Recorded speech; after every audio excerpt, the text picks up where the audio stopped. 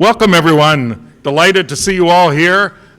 Really pleased to have people coming back. We have been talking a lot about how it's hard to get back in the habit after 2 years almost of should we come or should we not come. So we're delighted to see you all here today. And just as a further incentive, I'd like to kind of challenge you for next week even, and which is vocational scholarships, always a good meeting, to, if you see somebody that normally comes or would you like to come, call them up, make sure they come. Everybody call somebody and make sure we start to get people back into the full swing of things, because we'd love to see you all here, and it's really nice to have the whole group out in front of, especially on a day like today. I thought maybe we should start meeting outside, but I changed my mind. Anyway, to start off music today with Linda Kaminsky.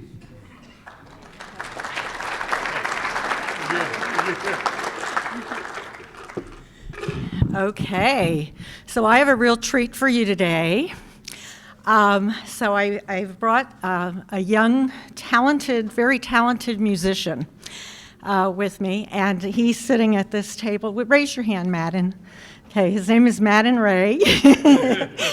And he's here with his mother and father, Linda and Dennis Ray, and his teacher, which is my husband, Jerry. I think you all know my husband, Jerry. So let me just give you a little background about Madden. So there is a long-standing event that has been happening in Yakima forever that you probably have never heard of. It's called Pedals, Pipes, and Pizza.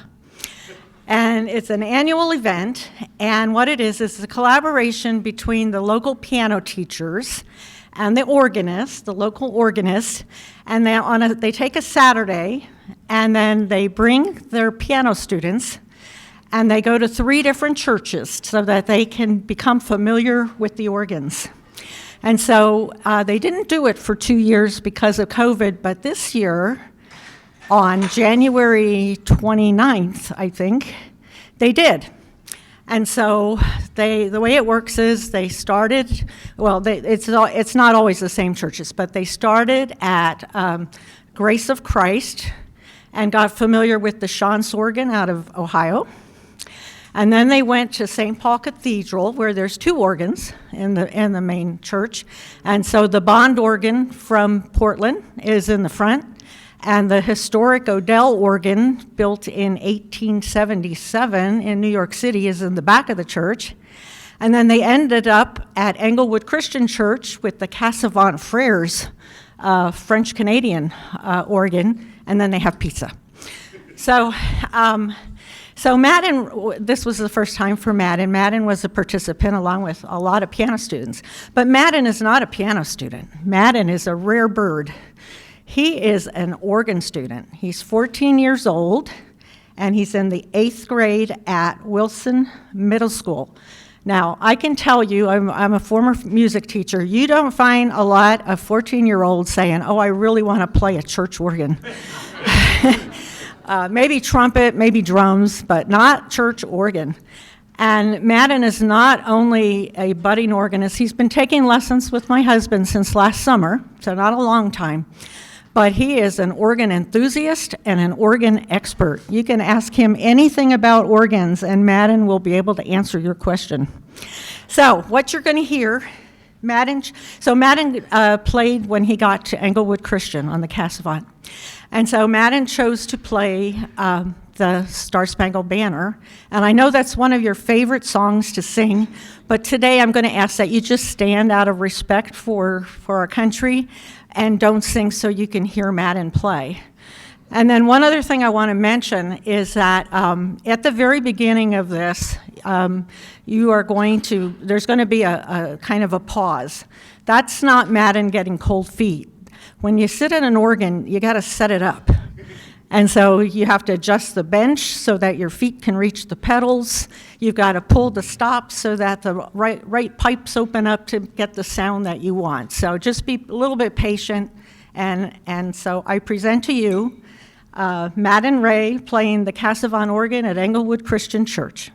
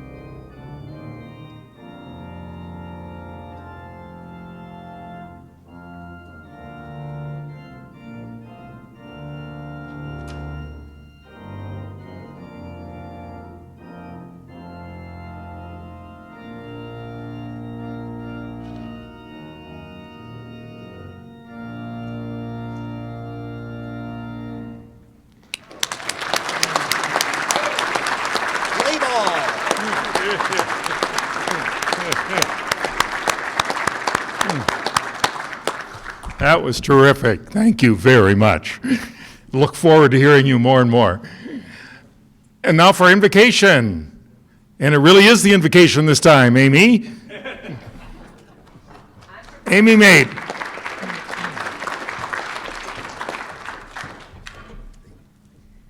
All right. Thank you, President John, fellow Rotarians, and welcome guests. As I prepared for this invocation today, I thought about what would be the best way I could represent all who sit here with us today. Because as we know, not everyone in this room is Christian, and not everyone is Jewish, although Easter and Passover begins on Friday, Easter is on Sunday.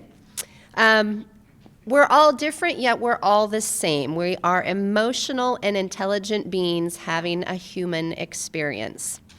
That means some of us will be celebrating religious holidays this weekend, and it means others will simply be celebrating life or spring or spending time with loved ones.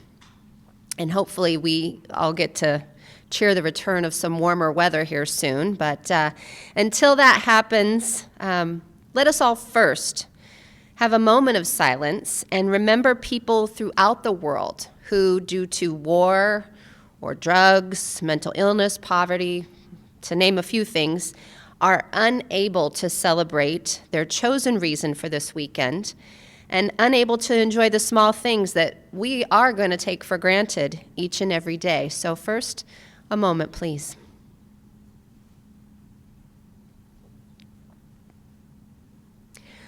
Blessed are you, Lord King of the universe, who has granted us life, sustained us, and enabled us to reach this occasion.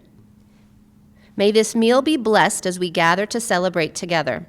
May your love be shared amongst us as we enjoy the gift of fellowship. Should the universe see fit, send the warm sun, the buzzing bee, the butterfly, and the fresh, clean smell of cut grass to us all. Allow our friends, family, and those around the world who breathe and laugh and dance more time together, smiling and happy. During this holy week, remember us, dear Father, and may we remember you as you want us to. Amen.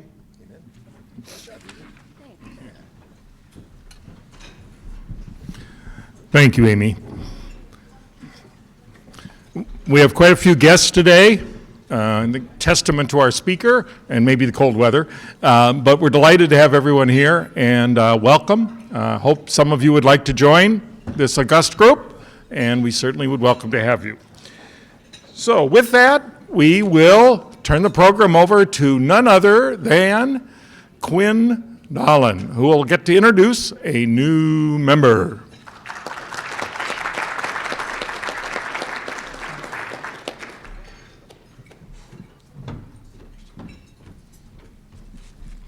Thank you, President John. Fellow Rotarians.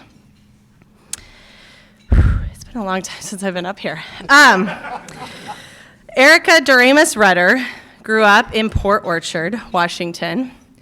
Her dad was a detective for Kitsap County Sheriff's Office. Her mom worked for the Port of Tacoma. In high school, she played volleyball, track and field, and was in the German club, even spending a summer in Germany. In college, she attended Concordia University in Portland, where she played volleyball, was involved in student government, the English Honor Society, and was a writer for the school newspaper. There, she spent a semester abroad in Salzburg, Austria. Erica grew up with her parents stressing the importance of public service and using one's time and skills to give back to the community. So obviously, she's going to make a great Rotarian. So that led Erica to law school. She moved to a new part of the United States and began attending Hamline University School of Law in St. Paul, Minnesota. Fortunately, those winters forced her right back to Washington State when she graduated. Nobody can blame her. And sadly, after law school, Erica's dad passed away. So she decided to take a break from the United States and spend some time in Africa. We'll come back to that. Her first job in her legal career was a deputy prosecuting attorney for Kittitas County Prosecuting Attorney's Office. While working there as a district court prosecutor, she went online looking for a date to take her to dinner. And she found a man with a cute dog in his picture, so she messaged him and said, "Hey, you have a cute dog." She figured, this isn't going to be anything serious, but we'll go have a fun night. And turns out she married him, so it was serious. She fell in love. She married Casey Rudder on September 22nd, 2018. I don't know if you guys have commuted from Ellensburg to Yakima, but that quickly prompted her to start looking for lawyer jobs in Yakima, because it's really the longest 30 to 45 minutes of anyone's life. She got a job at the Yakima County Prosecuting Attorney's Office, and this is where I met Erica. In addition to my work at Volunteer Attorney Services, I do other things, and one of those at the time was representing young people in criminal matters. And Erica was moved out to prosecute juveniles, so we started having cases against each other. We even had 2 trials against each other, and I know what you're thinking, who won? It was 50-50. I beat her once, she beat me once. I was impressed with her demeanor, her work ethic, and her courtroom presence. So when my organization received funding for a staff attorney, I emailed Erica and said, "I don't think that you'll ever do anything but prosecution, but on the off chance that you will, do you want to grab coffee and talk about a new role?" I mean, my motto is it never hurts to ask, and it actually helped. I mean, that's a good motto to live by, because she went to coffee with me and said, "Actually, I might be interested in something else." I knew, and this is evidence of Erica's legal skills, I knew when she had told the judge out in juvenile that she was leaving to join my organization because, and I'll edit this, I received a text that just said, "Darn you," from the judge. Sorry, not sorry. Erica started in July of 2021 as the Right to Counsel staff attorney for Yakima County Volunteer Attorney Services. And for those of you who don't know what that is, Washington State created a brand new, not anywhere else in the nation, law that gives low-income tenants the right to an attorney in eviction proceedings. So she is completely pioneering this work. There's obviously other right to counsel attorneys, but there's no other state to look to. She has done incredible work and is proof that the best attorneys can practice any area of law well. Erica and Casey welcomed Ivy Charlene on December 11th, 2020. Her name is a nod to their love of the outdoors and Erica's grandma. Erica loves gardening when she doesn't have a busy 18-month-old to keep up with, hiking, camping, snowshoeing, motocross, and trail riding. And I promised we'd get back to Africa. So Erica joined the Velgevonden Wildlife Reserve in northern South Africa near the border of Botswana for 2 months. She served as a wildlife research volunteer. One day, Erica and her team members were riding in the back of a pickup, and they call the back the Bucky. Picture a truck bed with 2 benches across, and then equipment in this back of the truck bed. She was riding on the bench in the back. On their route through the African plains, they come across a breeding herd of elephants, which honestly, I don't think anyone wants to come across. So they continue going, but they do so cautiously. When they turn a corner, they come face to face with the bull elephant of the herd, who isn't, by the way, happy to see them. Erica sees him charge the truck, stand up on his rear legs, and she quickly dives underneath the bench. And the next thing she knows, she's airborne because he has taken the truck and flipped it into the air. And if you want to know how that story ends, you should contact her and take her to coffee, lunch, drinks. Get to know this amazing woman. She's incredible. You will not regret it. It is my sincere honor to introduce Erica as the newest Rotarian.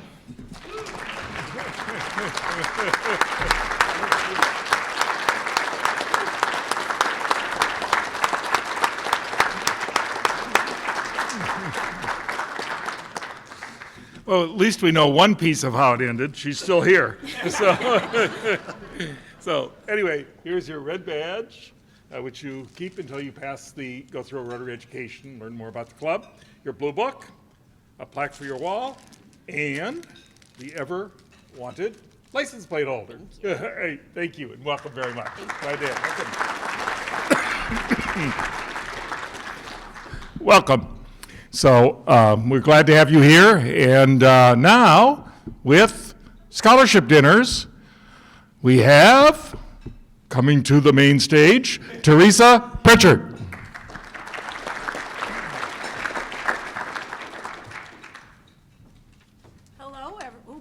Hello, everybody. I was a little quick there. So raise your hand if you like to eat.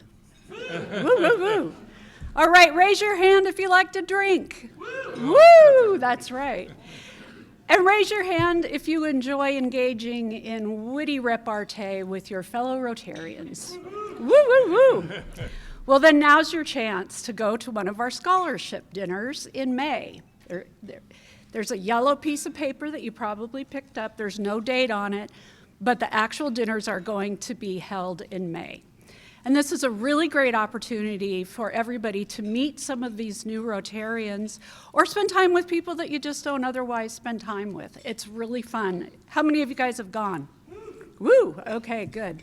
They are really fun. I've hosted them before and I learned a lot from people that I didn't know very well. The goal is to get as many people to these dinners as possible.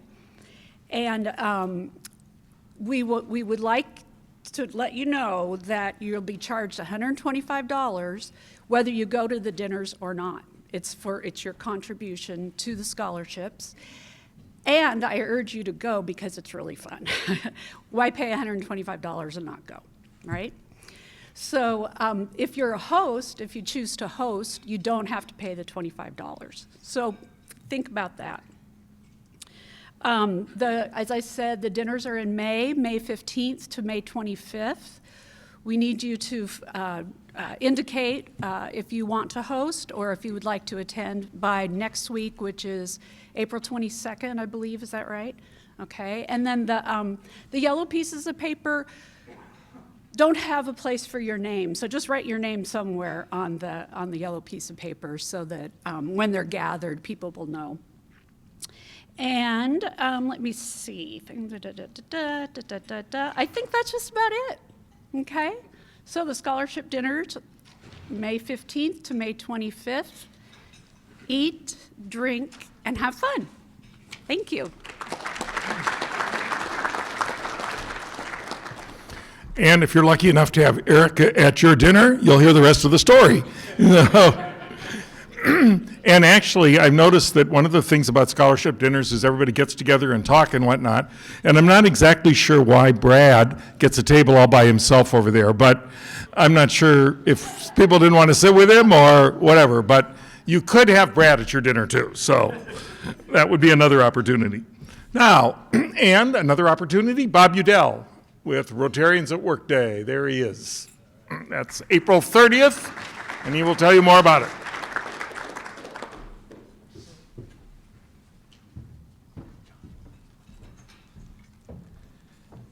All right, I might steal part of her presentation. Who in here likes to pick up garbage? That was really weak. Anyway, so April 30th, 9 o'clock in the morning till noon, we have the 3 locations. We have the East Yakima Ave for the sign, the big welcome sign coming in. We need one more person for that. It's full for Sarge Hubbard Park. So everyone wanted to go there. That's probably because Taco Fest at the same time. I understand that. But we need some people to help my wife out at the lake. This is critical because I have to live with her and she doesn't have help. I'm going to pay for that. Okay, so this is a big, big opportunity. And I think I've said before that the cleaning up one of the best natural resources we have in this county. Is just great. That lake gets a lot of use, both good and bad, and our efforts out there make it a great place for everybody. It's that important that we're out there. It's wonderful. And I think I might have said last time I was up here that one of my deputies driving by there one year said, to himself, he's like, this is fantastic. And then he saw a lot of the debris from the people who shouldn't be leaving debris. And he created a huge coalition to go down and pick up literally tons of garbage from around the river and to the west end of that lake. And so this is a big, big deal for us. And if you're out there at the lake, I might be tempted to put you on the super secret, until I've just talked about it, doesn't get a ticket list. All right, now. So that's something to consider. Super secret. That's right. So that's all I've got. I was going to say something about the young man that was playing the organ. Looks like he's left. I grew up listening to my grandfather play the organ, and he had a great big organ in his home, and that was every Christmas. It was a big, big deal. And he was a teenager, and he played at the Capitol for silent movies.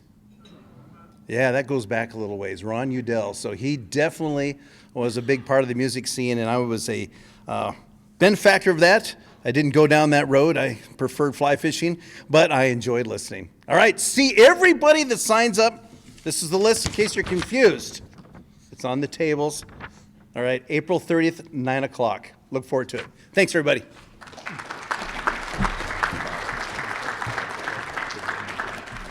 All right, thank you very much. Sign up and be ready to pick up. And our Sergeant at Arms is Doug Rich. Thank you very much, President John. Well, all of you can pay $1 if you removed your studded tires prior to March 31st. What were you thinking, man? I mean, that's nuts. And all of a sudden, we apparently forgot how to drive in snow. Over the first 2 days of the week, so we had 51 accidents in Yakima County, with 33 alone coming from Grandview. And, I live up Natchez Heights, and I was going home Tuesday, and I just had this beautiful plow job all the way up Schuler, Grade, and Dahl. So living close to the sheriff does have its perks, I must say. But we had measurable snow on April 12th. So raise your hand if you think this was the latest date in the year that Yakima has ever had measurable snow precipitation. Well, the rest of you pay $1 because this was the latest. It broke a record of April 6, 1933. Oh, and if you haven't taken down your Christmas lights or put your snowblower in storage, pay $2 because it's your bad attitude that's making all this nonsense happen. Oh, and while we're at it, has anyone in here golfed in shorts during the calendar year 2022? If you have, not only in Yakima, but anywhere, pay $1 because this weather is just making me so darn cranky. And all of you skiers out there, you're probably digging all this so that you can get extra time to pile even more runs onto your already abused season pass. Pay up. You know who you are. And I'm sure all the fruit folk are quietly appreciating the fact that we have a full complement of snowpack in the mountains, ensuring yet another full irrigation allotment. Yet all they hear them yammering about these days is how cold the weather is and how late the snow is harming the blossoms. Have you ever noticed that the only difference between a jet engine and someone in the fruit industry is that the jet engine stops whining when it gets to Hawaii? You're a resilient bunch, so if you're involved in the fruit business, please pay $1. And in closing, if I do come across Old Man Witter, I'm going to tell him that he's drunk and he needs to go home and sleep this thing off. I'm out. It's not just fruit farmers. Iowa farmers did the same thing. So now to introduce our speaker today, we have none other than a fruit farmer, Greg Gilbert.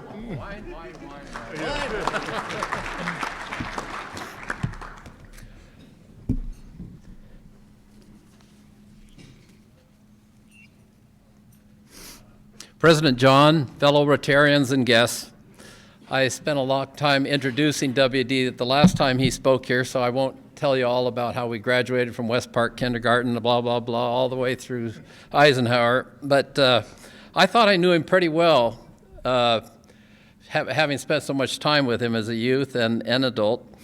And then one day a student from Central Washington University who happened to be taking one of his classes came up to me and he said, "Do you know a Professor Frank?"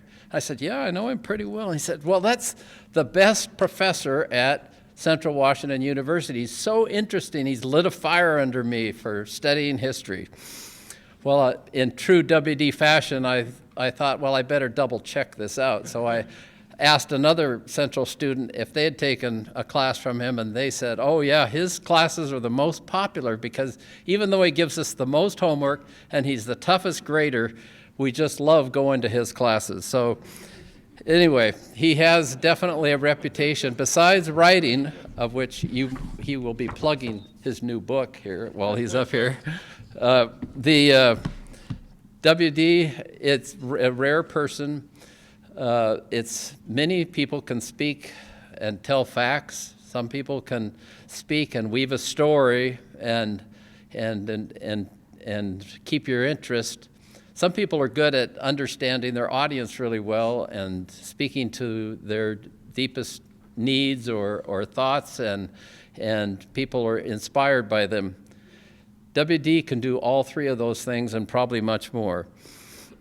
So I'd like to introduce to you today WD Frank, and don't forget to buy his book at the museum.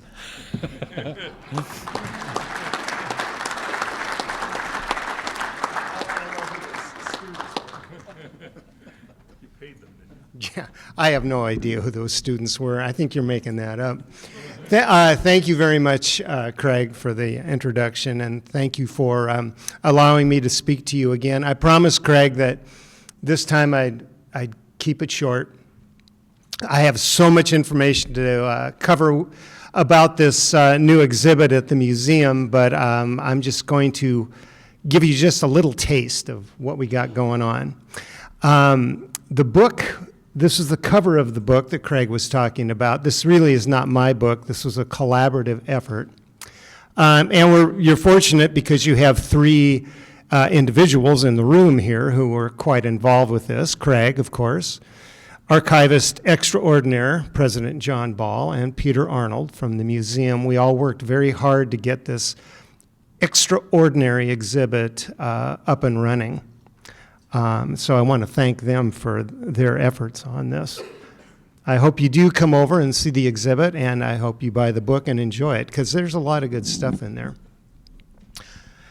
So the reason that we have this exhibit at all is because in 2018, April 2018, I went to a movie that was put on by Central Washington Mountain Rescue over at the medical school in their auditorium, and it was sold out. People were enthusiastic, and they loved the story about Fred Beckey, who is an iconic climber in the state of Washington. And he devoted his life to climbing in the Cascades and putting up first ascents all over North America. By the time he died, he had over 1,000 first ascents to his name in North America, which is an achievement that will never be equaled. But he devoted his life to it, and he lived a very Spartan existence. He had a sort of a cult following in his later years as the dirtbag climber who lived on people's couches and devoted everything he had to climbing. As I was driving home from this movie, I'm going to take this out because I need to stand up a little more upright. There we go, that's better.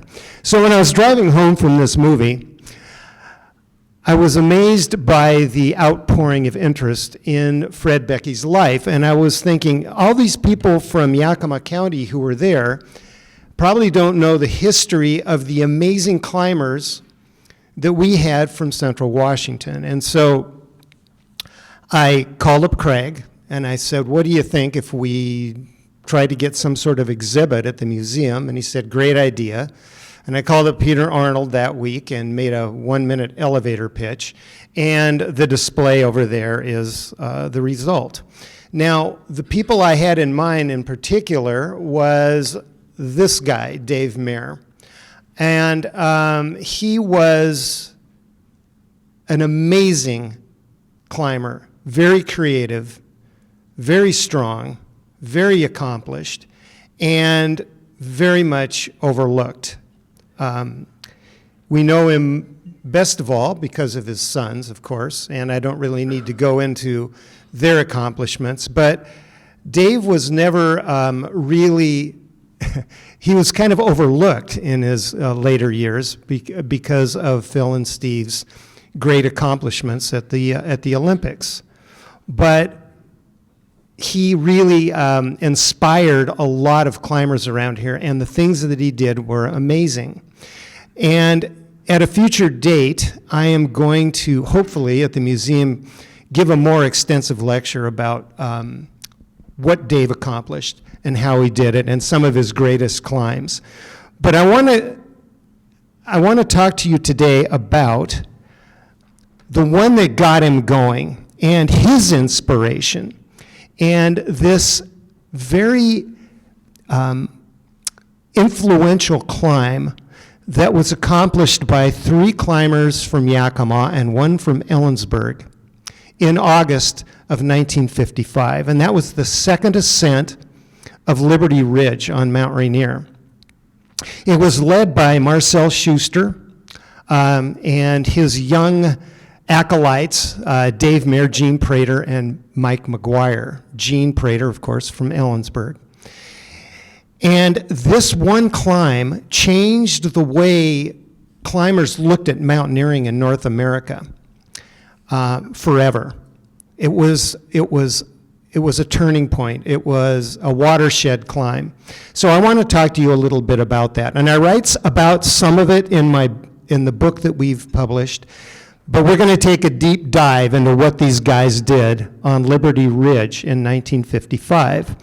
They introduced the concept of front pointing on crampons that have been welded at the hinge, so it makes a solid platform, and they did it by leapfrogging. So we're going to go into that a little bit, quite a bit. How many of you have been out actually climbing? Ever had crampons on or carried an ice axe? Okay, well, if I make some mistakes, forgive me.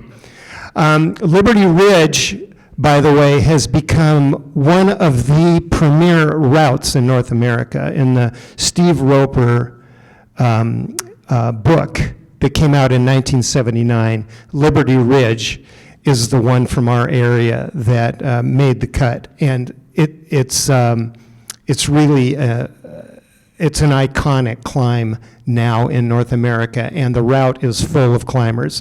That was not the case back in 1955. So the guy who led this climb, Marcel Schuster, was a very interesting character. Marcel was born in Dresden in 1918, and he learned to climb on the cliffs and the mountains outside of town.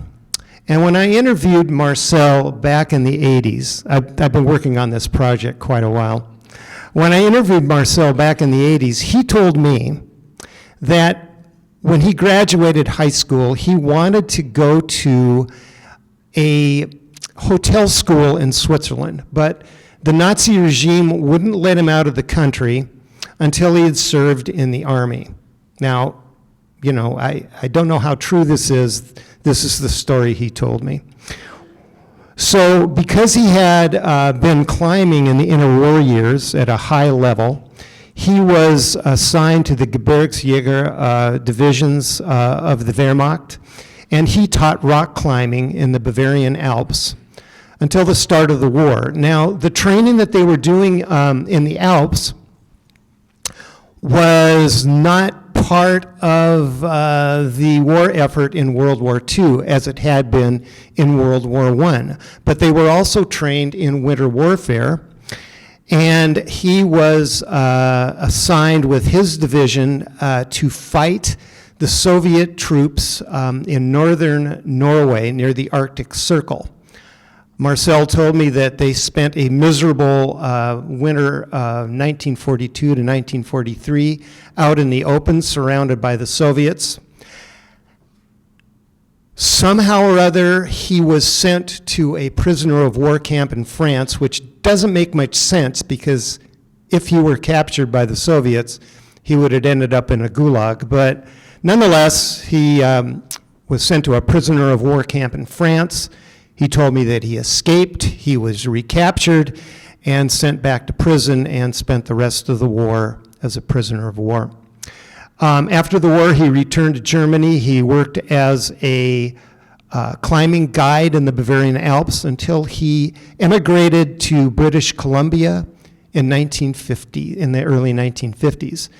He ended up working in Ellensburg at a ranch outside of Ellensburg in the Kittitas Valley under sort of like indentured servitude conditions. This is what Fred Stanley, one of his climbing partners from Ellensburg, told me. He was skiing at the Swak Ski Bowl up on Blewett Pass when he met Gene and Yvonne Prater. And they got to know him, and they realized that he was in a position that was not really beneficial and that he was a great climber. So they got a hold of two climbers that they knew from down here in Yakima, Lex Maxwell and Bob McCall, who offered to sponsor him to come down and live in Yakima and work for United Builders. So Marcel relocated to Yakima and spent a few years working as a laborer until he moved to White Pass, where he remained for several decades as the head of the ski school. And when I was growing up and skiing at White Pass, to see Marcel Schuster, this is a picture of him in the red sweater, and this is on this White Pass Ski Area website. There's some footage of him skiing. He was an incredible skier. Nobody in the Northwest could ski as well as he could. So he was amazing. He loved skiing and he loved climbing, and he was infatuated with the routes on Mount Rainier, especially Liberty Ridge. And he wanted to take a group up Liberty Ridge, and he started grooming some of the local climbers to accompany him on this climb. Now, Liberty Ridge had been climbed before. It had been climbed in 1935 by a Rainier guide named Omi Dieber and two of his companions. And this was, for 1935, a remarkable climb. I mean, something like this had never been attempted in the Pacific Northwest. So, and this is his route that he took. This is a picture of Liberty Ridge. Omi Dieber and his party took 3 days to make the climb. They came in from Mowich Lake, the northwest side of the park, the Seattle side, and they walked into the Carbon Glacier on the first day. They climbed Liberty Ridge on the second, and they bivouacked on the summit.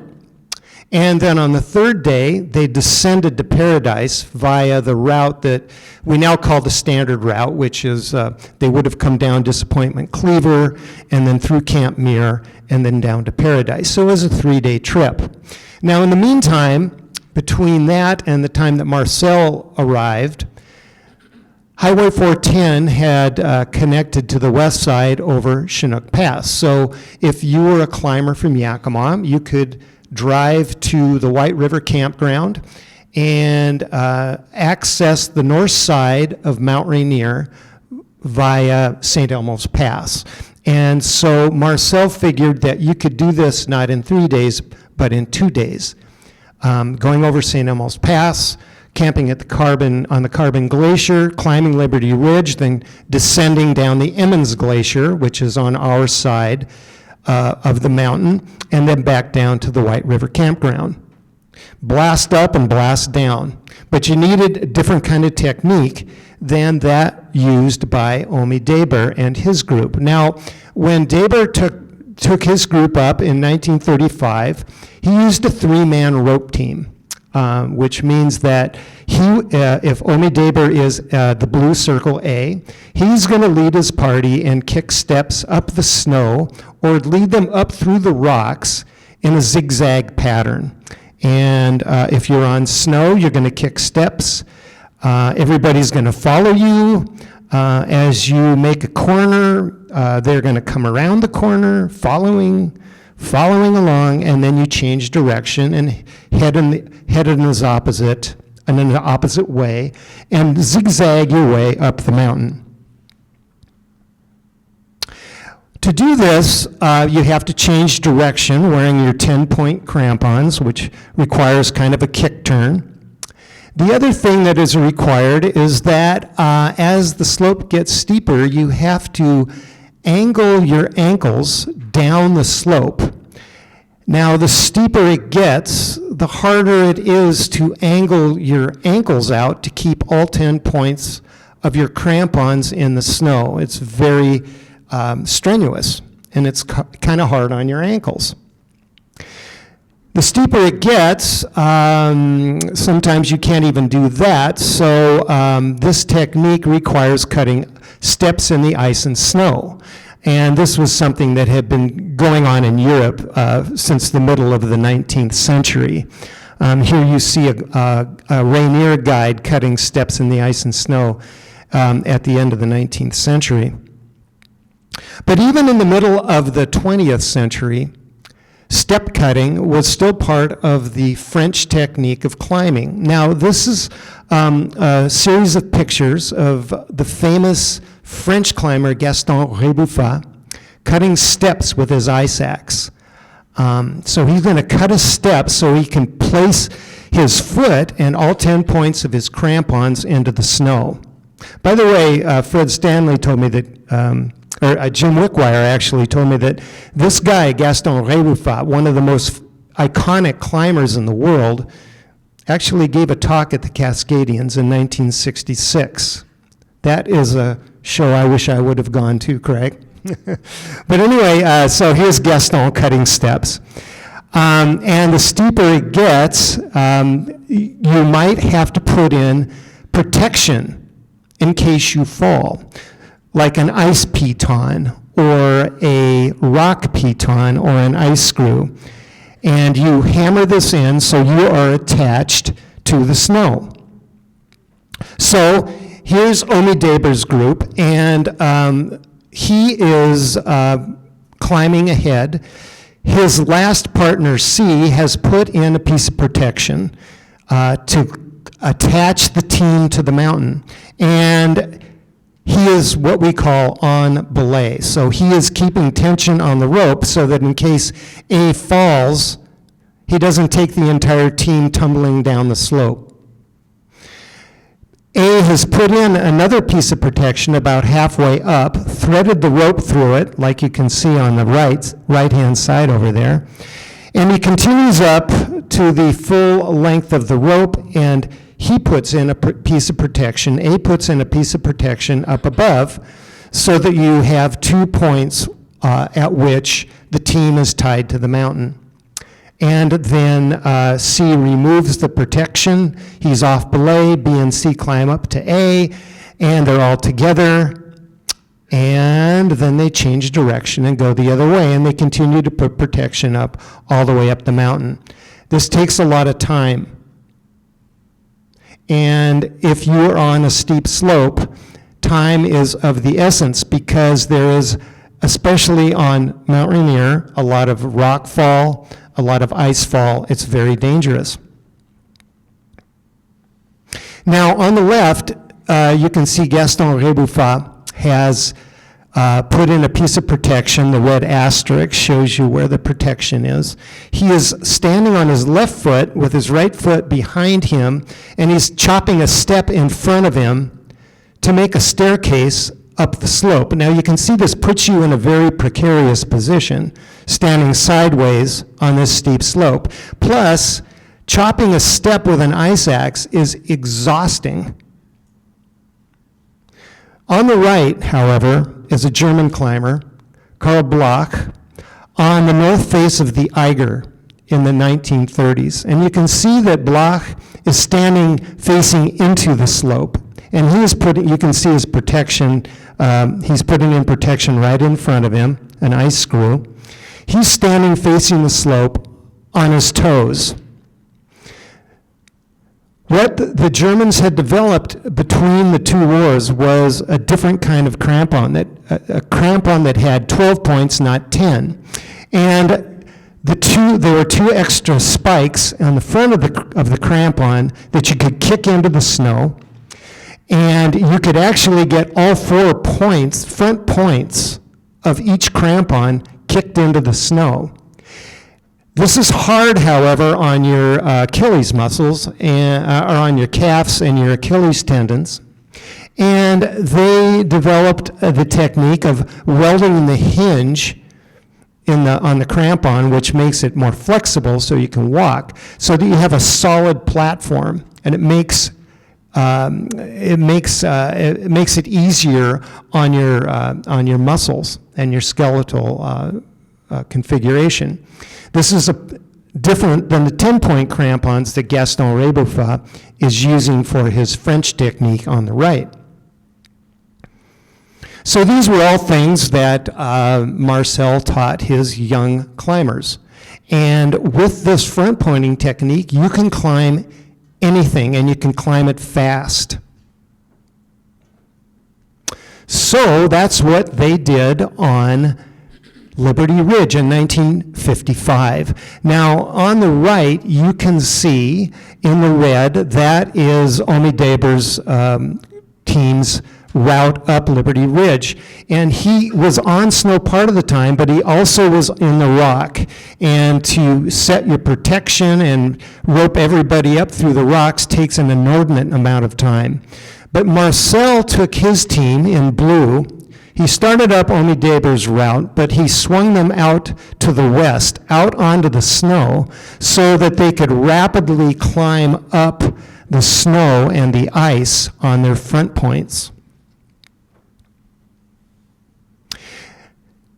Now, speed is of the essence, and so instead of using a 3-man rope team and bringing everybody up two by three, 2 people following the leader, Marcel taught his group to climb with 2 rope teams of 2 and to leapfrog over each other as they climb. So, A is on belay. He has set a piece of protection behind him, and B is climbing up.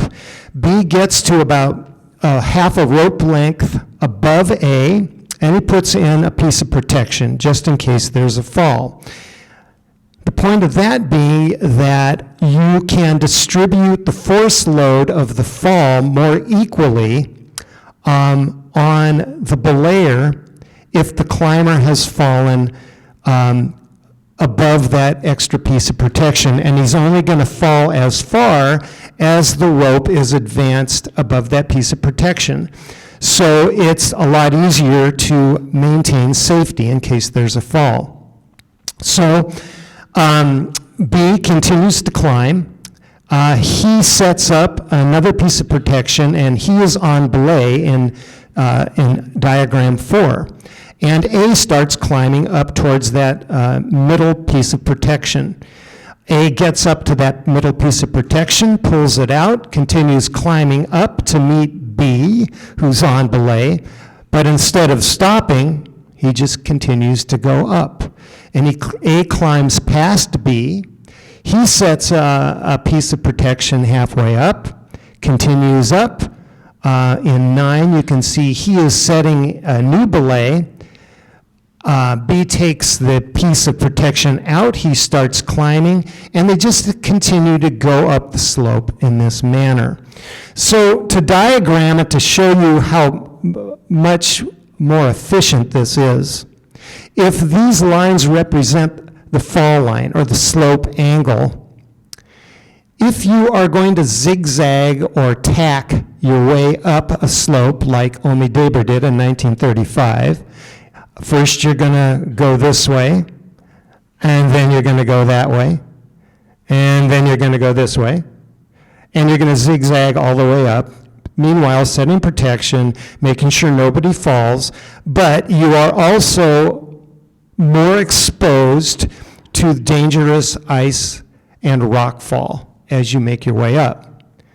If you are leapfrogging the way that Marcel and Dave Mayer and Gene Prater and Mike McGuire did, A is going to climb over B, and then B is going to climb over A, then A is going to climb over B, and that way you have rapidly ascended the slope while you are avoiding ice and rock fall.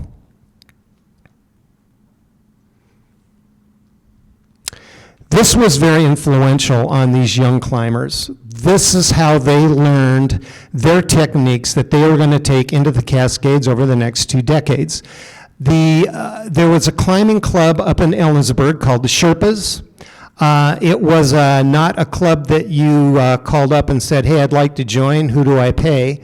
They contacted you. You were asked to join based on your experience in the mountains. Dave Mayer, Gene Prater and his brother Bill, and Mike McGuire, all of these guys were some of the original members of this exclusive climbing club. And they continued to climb using these techniques that Marcel taught them as they made remarkable first ascents all across the Cascades. They were the first ones, because they were scared by the ice and rockfall, they adopted construction hard hats to protect them as they were climbing as a result of their experience on Liberty Ridge. And today, wearing a climbing helmet, everybody does that. It's required. Like if you go with the Rainier Mountain Guides, you have to wear a helmet. But these guys were innovators, the first to do it in North America. So when I talk at the museum, I will talk to you about Dave Mayer's probably his finest climb, the one that really cemented his legacy as the finest climber the Pacific Northwest has ever developed. That was his climb that he conceived of on the Willis Wall on the north face of Mount Rainier. And he developed this idea while he was climbing with Marcel Schuster, because while they were climbing Liberty Ridge, you can see Marcel and Dave in this picture right here, he looked over and he could see Willis Wall. And this was like his obsession for the next 10 years, was to get over and climb Willis Wall. So we will talk about that a little more at the museum, about his climb with Gene Prater, Jim Wickwire, and Don Anderson up the east rib of Willis Wall, under the ice cliffs that hang over Willis Wall, up to Liberty Cap and over the other side. Dave Mayer, when I interviewed him back in 1989, he said to me that Marcel was the catalyst for these climbers, the Sherpa Climbing Club and the climbers of Washington State. He said recognition of Marcel, his stature as an influence on climbing in the United States is long overdue. That was back in 1989. Our museum project is bringing that into the 21st century. Thank you very much.